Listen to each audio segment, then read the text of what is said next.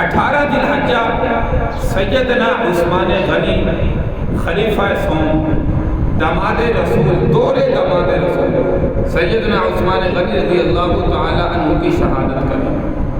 سورۃ الفتح کی ایک آیت مبارکہ دوسری آپ کے سامنے تلاوت کی، لقد رضی اللہ عن المؤمنین اذ یبایعونک تحت الشجرۃ فعلم ما فی قلوبہم فانزل السکینۃ علیہم واصابہم فتحا قریبا۔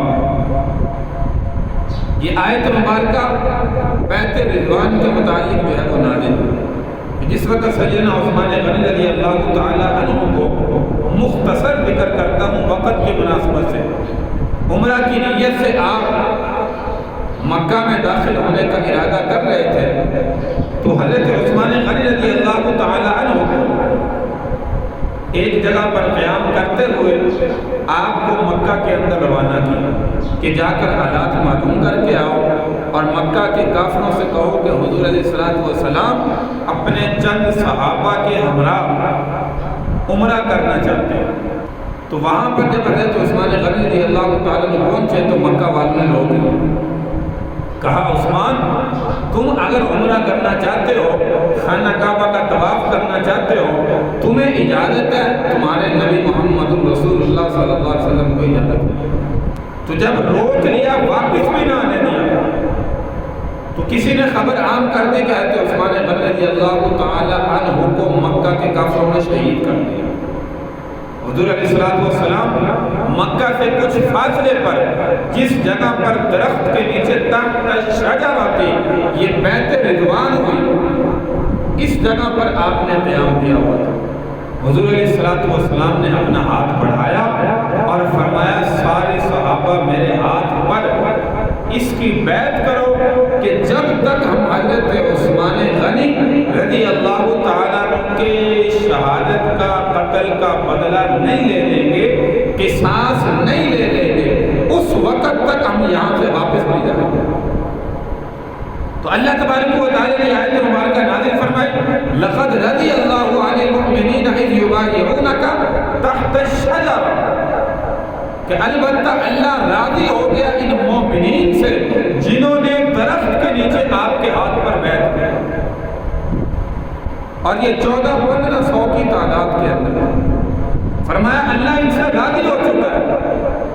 سب سے نیچے اللہ کے نبی صلی اللہ علیہ وسلم نے ہاتھ، صحابہ نے اوپر ہاتھ رکھے اور فرمایا کہ سب سے اوپر پھر حضور علیہ السلام نے فرمایا یہ ایسا سمجھو یہ عثمان کا ہاتھ ہے، عثمان کا ہاتھ ہے، اور اوپر ہاتھ رکھ کے بیعت کی۔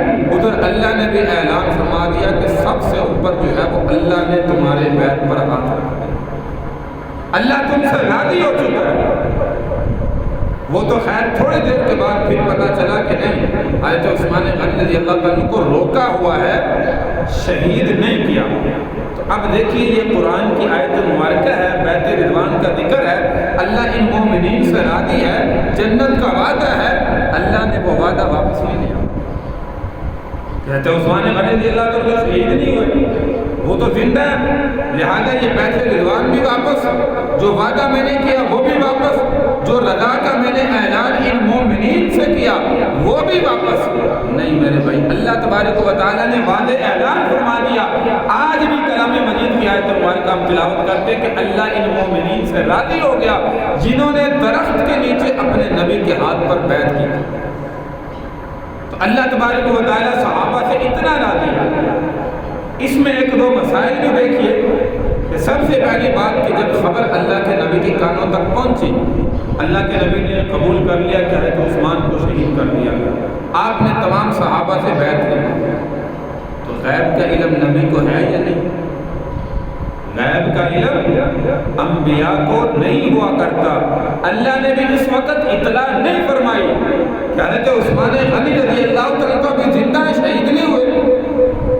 اگر انبیاء غیب جانتے ہوتے، یہاں پر حضور علیہ السلام اس بات کی تصدیق کرنے کے بجائے آپ تردید کر دیتے کہ نہیں مجھے علم میں یہاں سے دیکھ رہا ہوں، ہے تو عثمان غنی رضی اللہ تعالیٰ کو روکا ہوا ہے، انہوں نے شہید نہیں کیا۔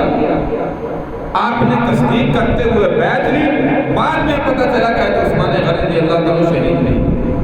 تو اس لیے میرے بھائی ان اللہ عالم غیب السماوات والارض واعلم ما تبدون وما کنتم تکتمون، بے شک آسمان و زمین کا غیب صرف اور صرف اللہ کی ذات جانتی ہے۔